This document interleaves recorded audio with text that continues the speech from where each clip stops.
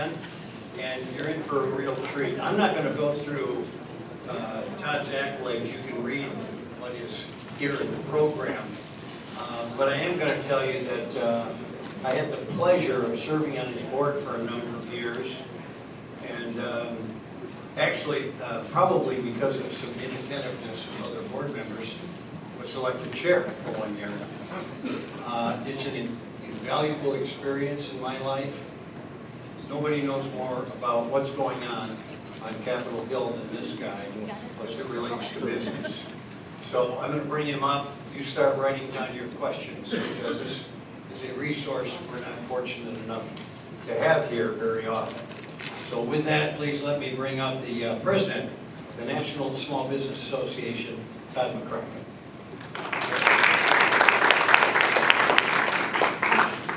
Good afternoon, everybody. It's good to see you all. A lot of familiar faces. I've had the pleasure of speaking to this luncheon in the past. I think it's been a couple of years. We actually talked about the Corporate Transparency Act that day, and I'll circle back to that again a little bit. Give some updates on what's happening with that. But Chris asked me to talk today about what's happening in Washington. He asked me to come here a few months ago. I can't remember this, but obviously not much is happening in Washington. I mean that actually literally, because they're all someplace else, been campaigning and so forth. But after the elections, all the current members of Congress are going to come back in November for a last session. So it's going to be a significant change. It's actually the first talk I've given since the election. So not quite sure what I'm going to say yet. So experience. But seriously, obviously we have a big change on Tuesday night, it seems pretty likely now that the Republicans will take over not just the presidency, but the Senate and the House in ways that are, I think, are pretty significant. The House is not really yet decided. There's so many races that are still rolling in. It was sort of within a margin of error that could go either way. But if you look at the numbers, it seems likely that it's going to kind of look a lot like it does today, with the Republicans with a slim majority. This is what it seems like it will work out. I think if you look at all the numbers, if every race where Republicans are currently ahead, they stay ahead, and vice versa, they'll wind up with a 5-seat majority. They currently have a 4-seat. So they will have a lot of wiggle room. Obviously, that could change. A lot of these races, I should add, are someone's ahead or behind by 1,000 or 2,000 votes, with still 60 or 70% of count. So there's a lot of votes. So that could change. And it is conceivable that the Democrats will take over the House, but it feels so what does that mean?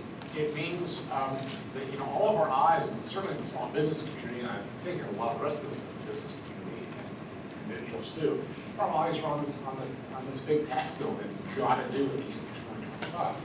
You'll recall that back in 2017, we did a tax bill that made a bunch of changes, tax cuts for just about everybody, corporations and individuals, a new special 20% reduction for pass-through entities. And it was a mixed bag of tax cuts that were made permanent part of the tax code, and some that were set to expire at the end of 2025. Some expire at different times. Both of them expire at the end of 2025. And of course, the ones that expire are those that touch individuals and pass-through entities. So the pass-throughs are going to lose their 20% deduction. Their individual rates are going to go up, and a whole host of other changes. The estate tax exemption is going to go way back down again, so it will affect a lot more small businesses trying to pass their company on to others. So we've been kind of laser focused on sort of educating folks both on the Hill and on our membership about what's about to happen around that. For the last, probably about the last year and a half, really. But the election now has made probably getting some of those extensions for small companies to roll forward a little bit easier. Because otherwise, we're facing a situation where C corporations and pass-throughs are going to have a disparity in their tax rates much greater than it is today. So we will see what will happen next year. I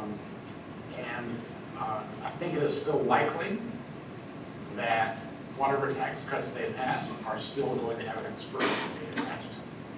And the reason for that is the same reason they did before, is they have these arcane rules. They pass these tax bills under what's called a reconciliation, which I'm not going to get into why it's reconciliation, what's reconciling and all that. But basically, the rules of the Senate, if you pass a bill under the reconciliation rules, you don't have to, the bill is not subject to a Senate filibuster. You don't need 60-vote supermajority. You can pass something in those bills with a simple majority. And given our highly partisan, highly charged environment, there's no way we're getting 60 votes in the Senate for a tax bill. It's not going to be a bipartisan tax bill.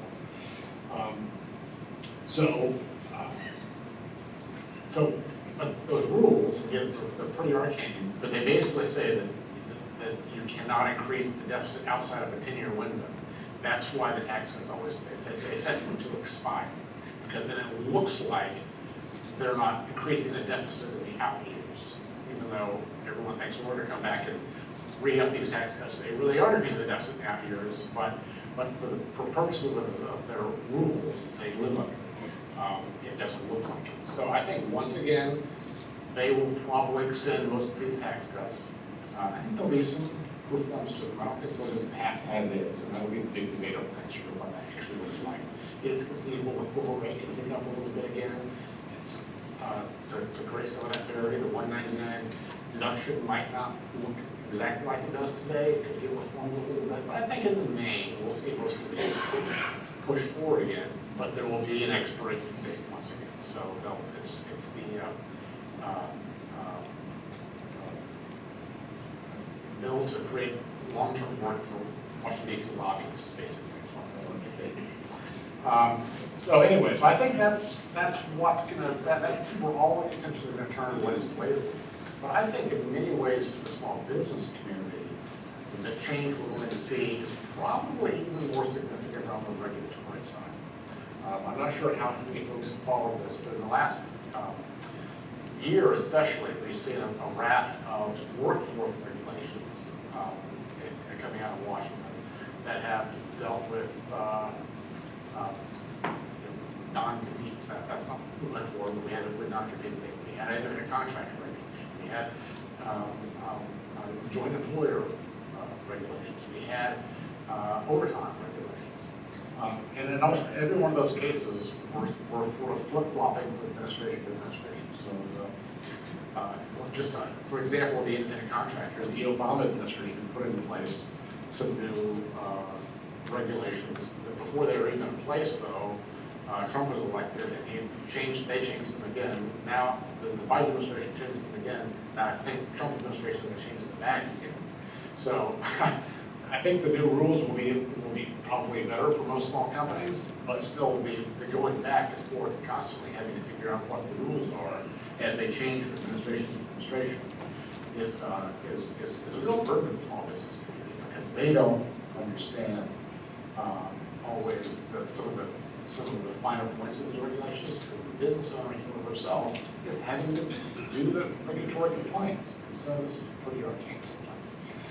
But overall, the collection of employment-based regulations that we were seeing either in process or having just been adopted are really pretty sweeping when you take them all into account. How small companies can use independent contractors, how overtime is governed in the workplace, whether they have to follow the rules of a big employer if they're to be a joint employer with some big company that they do work for, et cetera. All of it is taken together.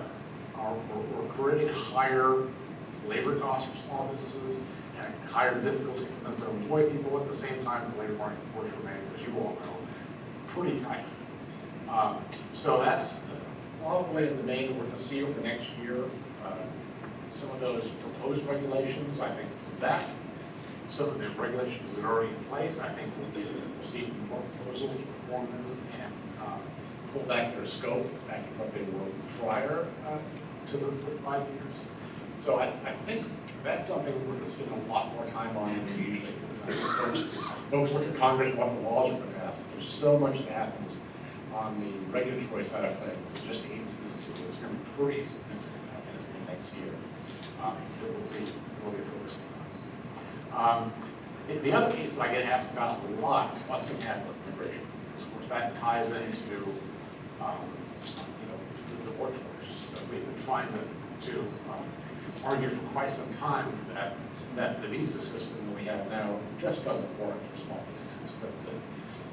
The allocations of visas for workers that come from other places really favors large companies because there's such a long backlog for companies to actually apply for them. You have to project your workforce needs so far in advance. And by the time most small companies have done that, the bigger companies will already substantially those available visa slots. So we've been trying to figure out ways to increase opportunities for small companies when they often can't find the workforce they need to take advantage of those programs. There was a bill this last couple of years that would have helped with some of that, and it got, of course, it mashed into bigger, more divisive immigration politics. I can't project that's going to be any different next year, and all candid. I think that's likely to be the case once again.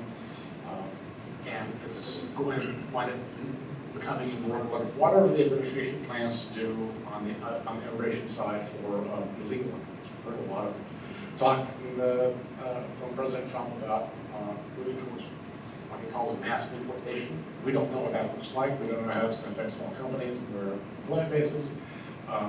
But it's going to be, I'm sure, a highly political charged issue that's going to make it difficult to move forward on other immigration reforms that could actually help small companies, I think. So that's, I think, the kind of the lay of the land. I've talked to a couple of you already, and we have thought earlier in the year that there could be a lot that could happen in the so-called lame duck session of Congress between the elections and the end of the year.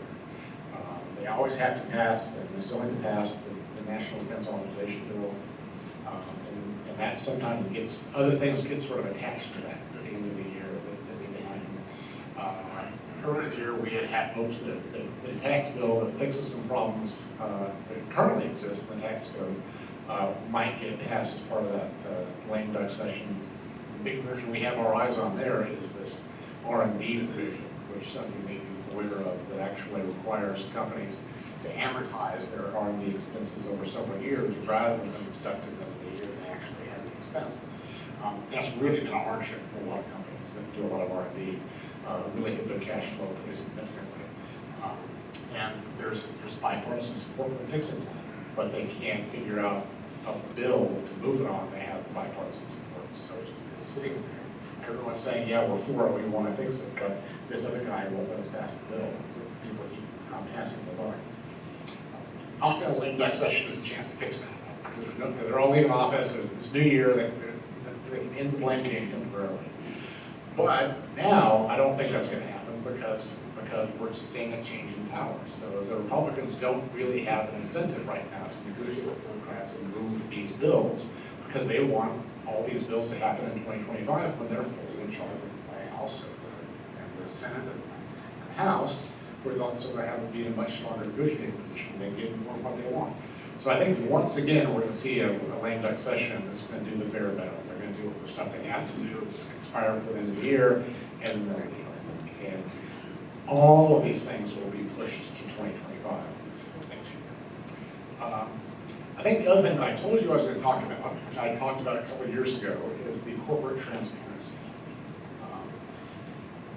And it potentially also ties into this whole year-end picture of things. For those of you who don't know, again, as part of the National Defense Authorization Act, it got stuck in there a few years ago, very end of the Trump administration. There was a provision that requires all small companies, and literally just small companies, those fewer than 20 employees, less than 5 million in revenue, are required to report on their beneficial owners. They have to send in a form to the government that basically says who their owners are, the beneficial owners, which is different than just owners, and give basically their personal information. Say who these people are, where they live, driver's license number, passport number, and all that. And keep all the information updated on a regular basis. This government law enforcement database can be used should a law enforcement asks for it, either domestic or foreign. We have agreements all the way to the countries to share information. And all of those foreign countries could also have access to these databases. We've been super concerned about it for lots of reasons. We talked about it here 2 years ago. One of the big ones, of course, is the definition of beneficial owner is super unclear. It's anyone who has a significant impact on a significant part of business operations, which is incredibly vague. And the Financial Crimes Enforcement Network is charged with enforcing this law and implementing it, has issued I think it's a 50 or 60 page FAQ trying to define for people what a beneficial owner is. Because the reality is, they don't actually have to own even 1% of the business to be a beneficial owner under that definition. And the reason is, this whole thing is put in place to try to catch money launderers and criminals who are laundering money. And of course, a lot of these criminal enterprises, the guy in charge doesn't actually want his name or ownership on these companies. So he has his minions start the companies and just tells them what to do about it. So that's why that person would be a beneficial owner, and that's where they want to capture that data. And of course, those aren't the people who are going to be filing these forms, right? The mob bosses of the country or the world are not sending in beneficial ownership statements to the Financial Crimes Enforcement Network. It's individual small businesses all over the country that are trying to figure out what in the world is a beneficial owner, how do I keep that up to date, and realizing that if they don't, they face thousands of dollars of fines, and if the FinCEN decides that their lack of compliance was willful, they can even go to prison for 2 years. So it's a pretty significant, pretty onerous problem for small companies. A host of other smaller issues that I don't have time to get into today, but it's significant enough that 2 years ago we actually filed suit against the government for the law. For a number of reasons that I didn't have talked about yet. We don't even think the law is constitutional. The federal government literally did not have the authority to enact this law. And the long and short of it is we won our suit. So March 1st of 2024, the district court came back finding for our case and basically saying that our members don't have to comply since we were the plaintiff. We're actually in this fight not just for our members, but for the larger small business community. So our hope was if we won, that FinCEN would say, okay, let's put a pause on this, let's delay enforcement until we get this sorted out, and then we would ultimately win in the higher courts, which would have been the law for everyone across the country. And that's part of that's working out, part of that is not. FinCEN actually declined to do any sort of pause in enforcement of the law, and actually just said, we're going to read this as the letter of the law. The members of the National Small Business Association are exempt, period. It's going forward for everybody else. But also, they appealed the decision. We had oral arguments at the 11th Circuit in September. We expect a ruling on that, we hope, by mid-December, so by the time we plan. But either way that case goes, if we win or we lose on this appeal, this is going to Supreme Court. Certainly if we win, the government will take this to the Supreme Court, and if we lose, we intend to take it to the Supreme Court. So there's going to be a period of indecision, which is why I'll get back to the lame duck session. We've been arguing for Congress to legislatively to put a pause on this for a year while these legal issues get worked through, so small businesses can know what's expected of them. They can have a clear path forward to comply or not to comply with this law. And again, I think we've made real progress. I think all of Congress see that need, but weren't prepared in the frenzy of the election season to actually do that. There is, I think, at least a chance in the lame duck that could happen. I'm not betting on it. I don't think it's a likely chance, but I think it's a real chance. The other thing I'll say while I'm talking about the Corporate Transparency Act, though, is in the wake of our victory in the district court level this spring, a number of other organizations saw that, well, there's an opportunity here for us to have a similar victory then, and there's now about a dozen other lawsuits that have been filed in various parts of the country challenging the constitutionality of the Corporate Transparency Act. One of those plaintiffs is the Small Business Association of Michigan. And so when that, if they win, and I think that, my understanding is they might have a ruling before the end of this year on, again, at the district court level in their suit. If they win, it's very likely that the court will say the same thing, that the members of the Small Business Association of Michigan, as of the date of the ruling, are exempt from the rules. So if you're concerned about this law and you're not a member of the Small Business Association of Michigan, you should probably join. I'll just throw that. But this is a long fight. It's a poorly thought through law in terms of how it affects the small business community. We certainly are not advocates for money launderers. We just think there are other better effective ways to get at these issues and to get at the criminals without burdening over 30 million entities across the country with a ambiguous reporting requirement that carries the potential for prison term if you don't perform right. So that's what we're advocating for. So I hope we're winning so far. So maybe our street will continue on behalf of the small business community. The other thing I'll say is in February coming up, we will set our priorities for the coming congressional terms, 2-year terms. So at the beginning of each of those, we have a big national conference with the small business community, small businesses that are small in the country attend, called the Small Business Congress, and we'll set our priorities.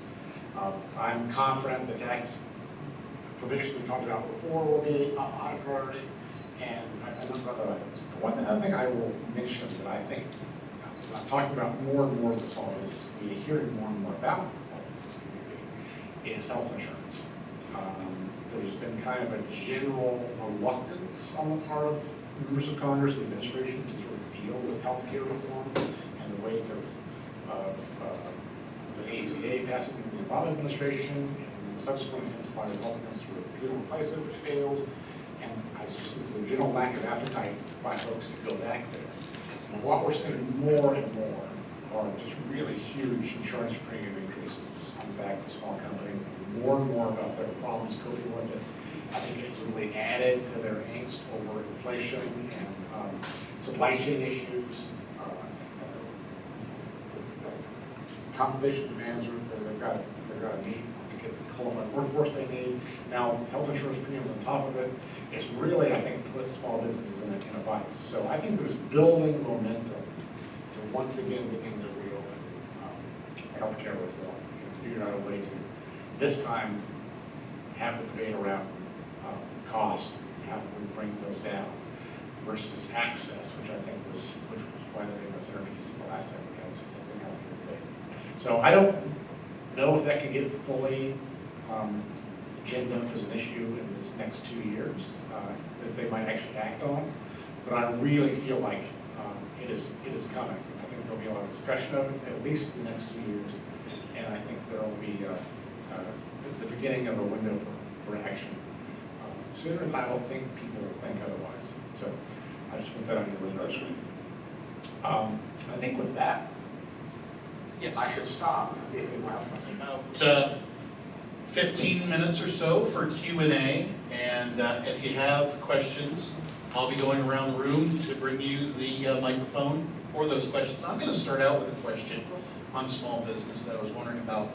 AI, artificial intelligence, as an industry and as a tool for small businesses across the board.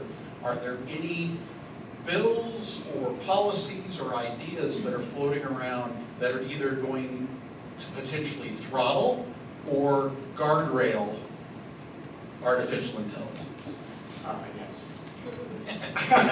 No, seriously, there are a lot of things. And I actually think that AI might be one of the few areas where there could be some bipartisanship that happens, because I don't think people yet see that as a partisan issue. Folks on both sides of the aisle both see the opportunity and concern around it, but I still think most organizations and most members of Congress are still very much in information gathering and learning. around it. I think we'll see an initial bill that will do some very broad things around it. But I think there's already a consensus in Washington that we don't want to do what Europe already has done, which really is regulated in a way that I think impedes the development of AI. But at the same time, they don't want to do nothing, but there's a big fear of doing the wrong thing. So I think it's a conundrum, and I think justifiably so. They don't want to do the wrong thing by acting too fast, but they also don't want to allow significant policy to develop while they sit and watch the development of AI without any kind of meaningful regulatory structure around it. So that's, I think, akin to doing that really hasn't. There's a bill that they may consider the lame duck session. That's certainly not the final bill by any stretch of the imagination. I think it's more a bill so they can say they're dealing with AI rather than really making meaningful changes to an overall regulatory structure. And one of the provisions, just as an example of that, is they're talking about would require the SBA administrator to do education for small companies around AI, which isn't a bad thing, but it's not.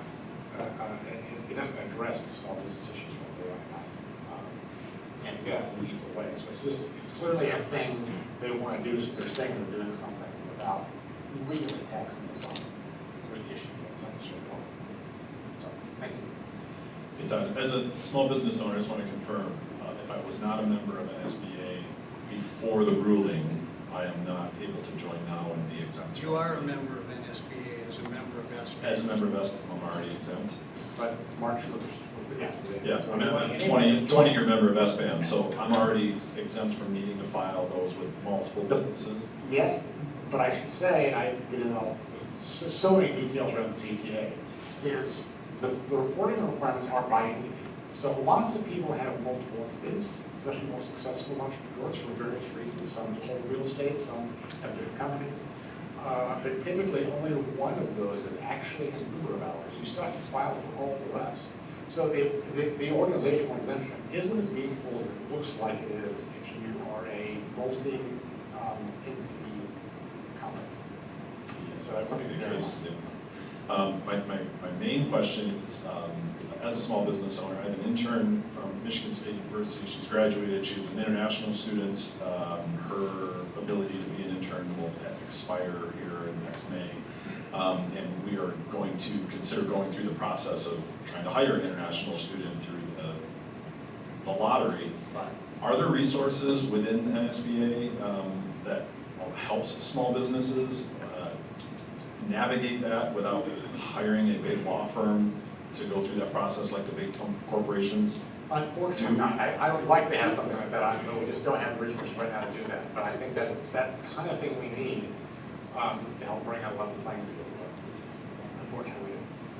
Ken, were you talking at all about H-1B program? Yeah. Okay, so you don't need a lot of help with that H-1B. And I hate to say this, but I'll work with you because I've had H-1B from students before. Hey, thanks for being here, Todd. So in terms of healthcare reform focused on costs, I love the idea, but from a legislative standpoint, it's not like that legislation is going to control the cost of things going up. So from a policy, would it be like eliminating, small tier plans for small groups, or what would be potentially some of those things that could help that you could come at from a legislative perspective?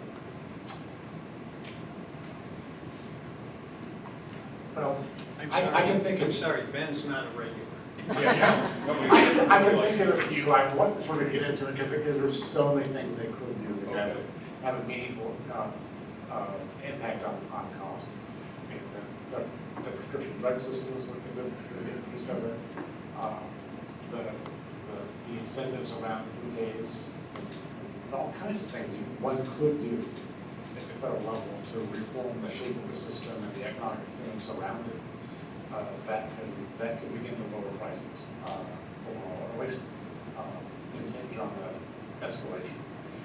But as an organization, we haven't, in the current environment, put together yet aren't one as to what those things should be. We're more trying to get the issue of cost on the table as an issue to see if we can get some angst about, well, we got to do something about this, and then try to be ready by that time with some potential solutions. But we're not quite there yet. But there's lots of stuff like that.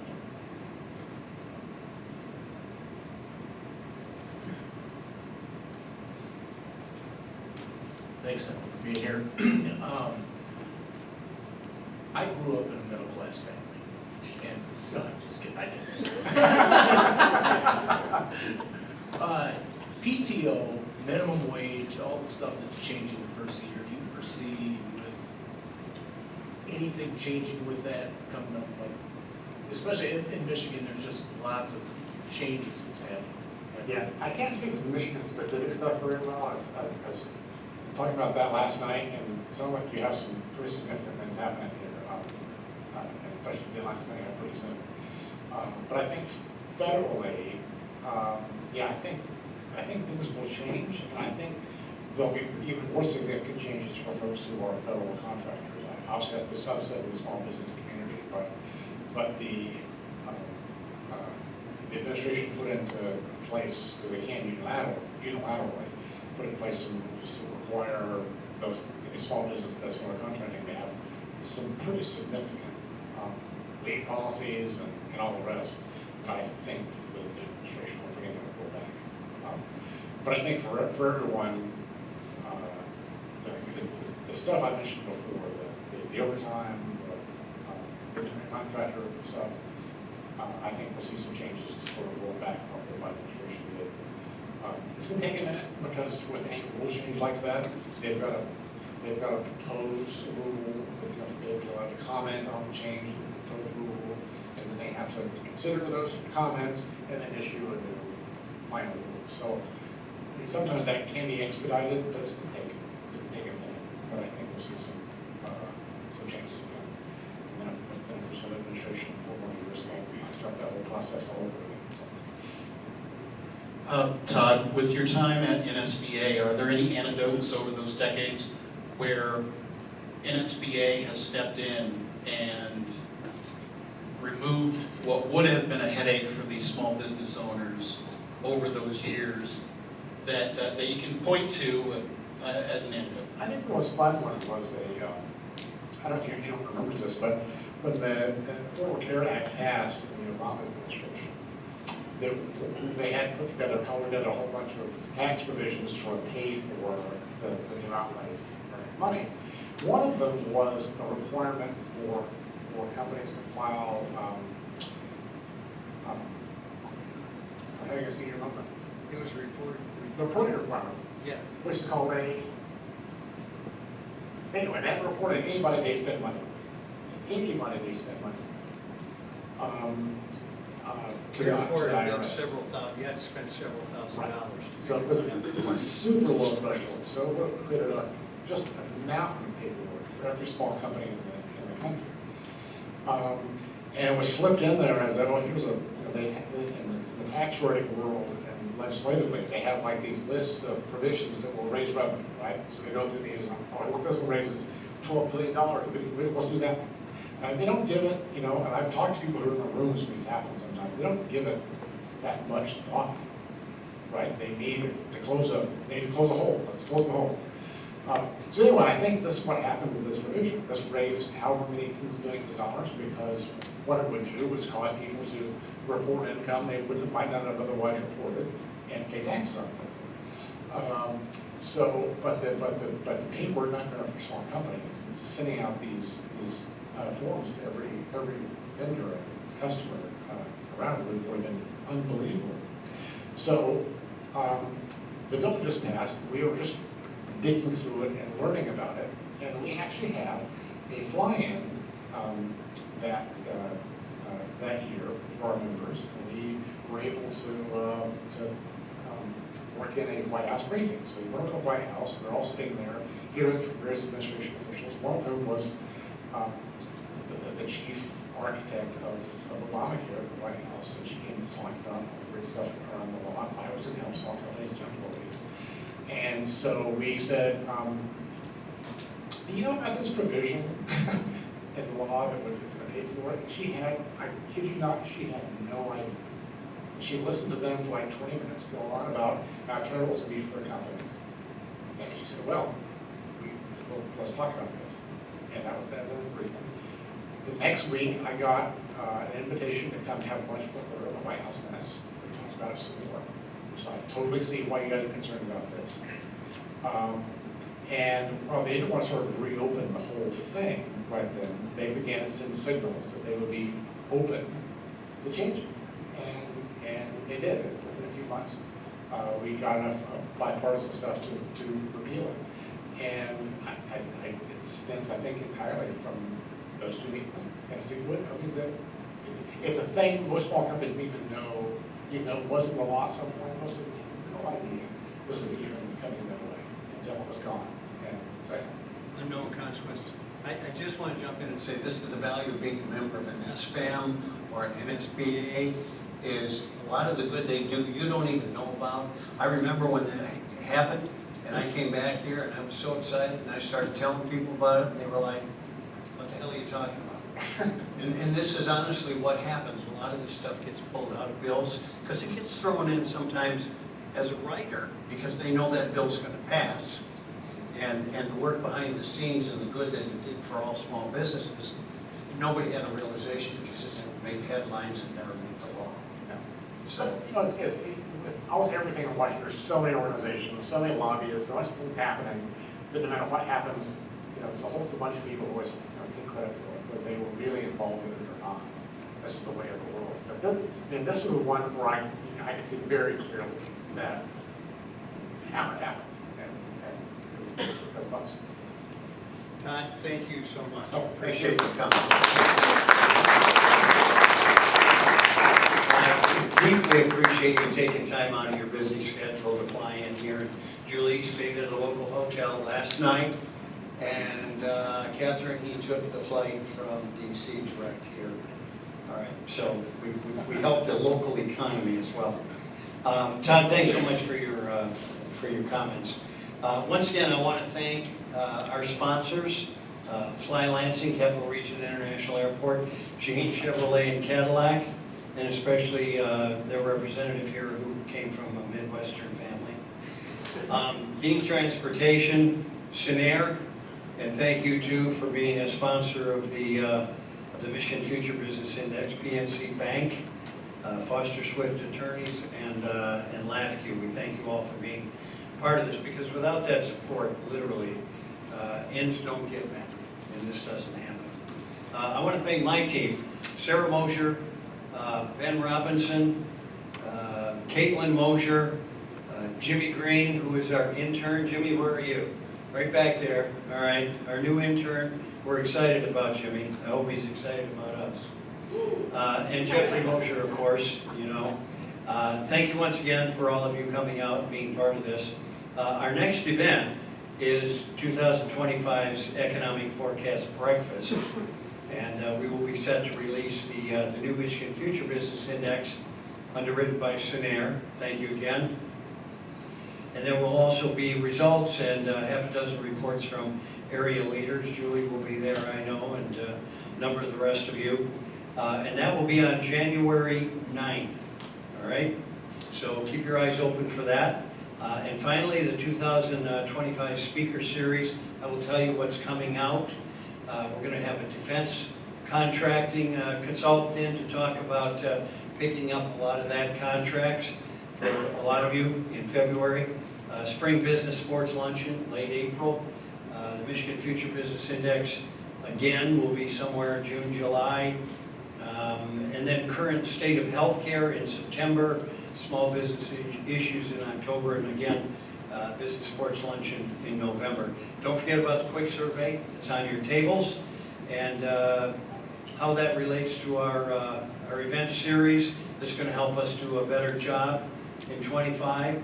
If you didn't get a parking voucher, make sure you grab one on the way out. I have a couple of winners of the raffle as well. And also there's going to be a result of half a dozen reports from area leaders again at that breakfast, so you want to be at that. All right, thank you so much, all of you, for being here. Thank to all of our sponsors, and Todd, again, thanks to you. Have a prosperous day, and we will see you. Have 2 good holidays in between when we see you.